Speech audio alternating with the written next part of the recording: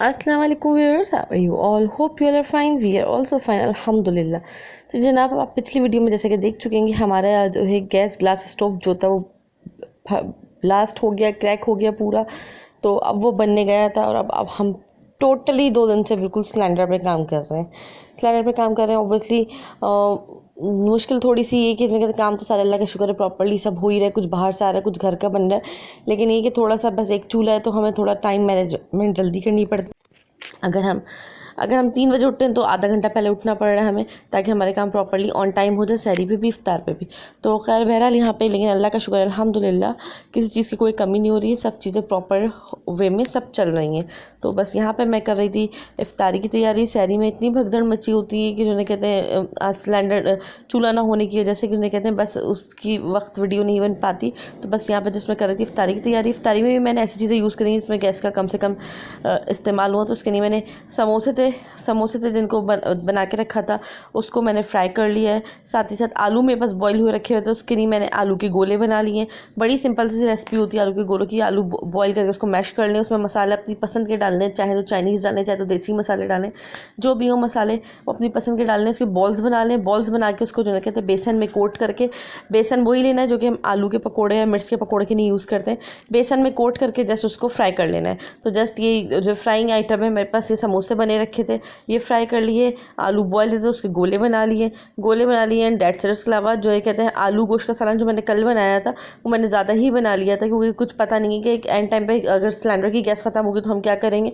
तो हम कम से कम जो है गैस की बचत करते हुए हम आजकल अपने काम कर रहे हैं।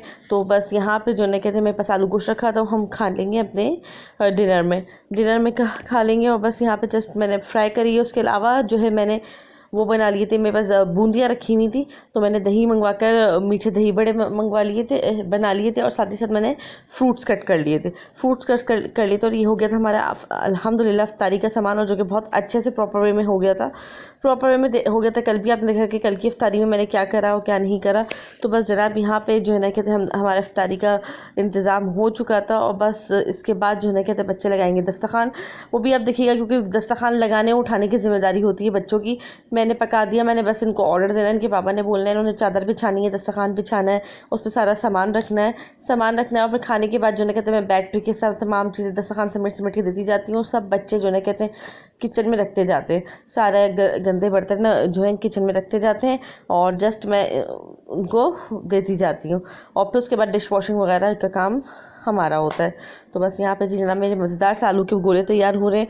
अब यहाँ पे जनाब आ जाइए अपने टॉपिक की तरफ। तो टॉपिक है कुछ यूँ कि जनाब जैसा कि पिछले दिनों कल मेरी नज़रों के सामने से किस्सा तो मुझे काफ़ी दिन से पता है, ये 4-5 दिन पुरानी बात है, ये कोई पिछले हफ्ते की बात है, सैटरडे की।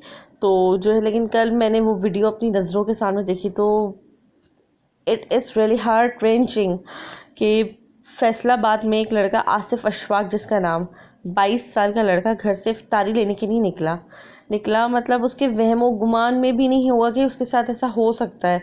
इफ्तारी लेने के लिए निकला, खुशबाश घर वालों के लिए कि घर वालों के साथ जाके रोज़ा इफ्तार करेगा। रोज़े से था वो बच्चा, और वो घर से निकला है और जाके वो बस ऑन द वे रोड पे था, और जस्ट एक पतंग की डोर आई है और उसने जो है उसके गले को काटती हुई चली गई है।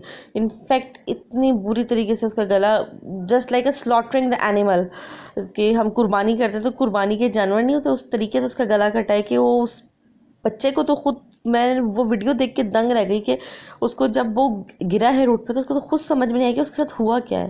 वो जवान जहान लंबा तड़ंगा लड़का वो खड़ा हुआ है और खड़े होकर जो है कहते हैं उसने पहले खून देखा, वो कुछ देर तो उसको समझने में लगी कि उसके साथ हुआ क्या है आखिर। फिर आसपास भी ऑब्वियसली गुजरने वाले लोगों को भी इतना एकदम से फील नहीं हुआ, लेकिन जब लोगों को एहसास होना शुरू हुआ कि हुआ क्या है आखिर, फिर वो उसके करीब आए तो मेरे ख्याल से सीसीटीवी की फुटेज है वो, मेरे ख्याल से 20-30 सेकंड लगे उस बच्चे का, बेचारे का पूरा खून जो है उसकी गर्दन के रास्ते सारा बह गया, और 20-30 सेकंड में वो खड़े से कत से गिरा हुआ, उसी ऑन द स्पॉट उस बच्चे की डेथ हो गई है।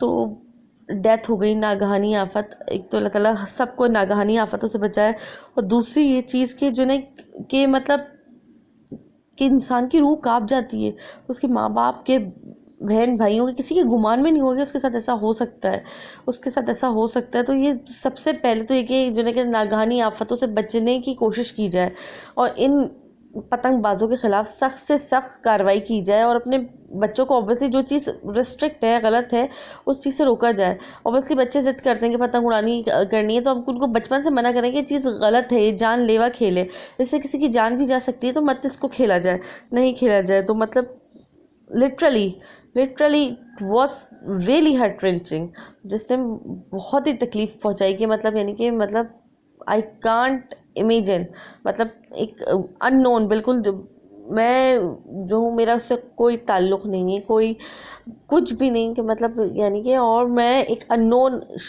बंदी कितना दुख का इजहार कर रहा है, तो उसकी माँ पे क्या कैफियत गुजर रही होगी कि जिसका जवान जहान बेटा जो बिल्कुल सही सलामत हालत में निकला उसकी ये हालत हो गई है। तो प्लीज़ इसके खिलाफ़ सख्त से सख्त एक्शन लिया जाए।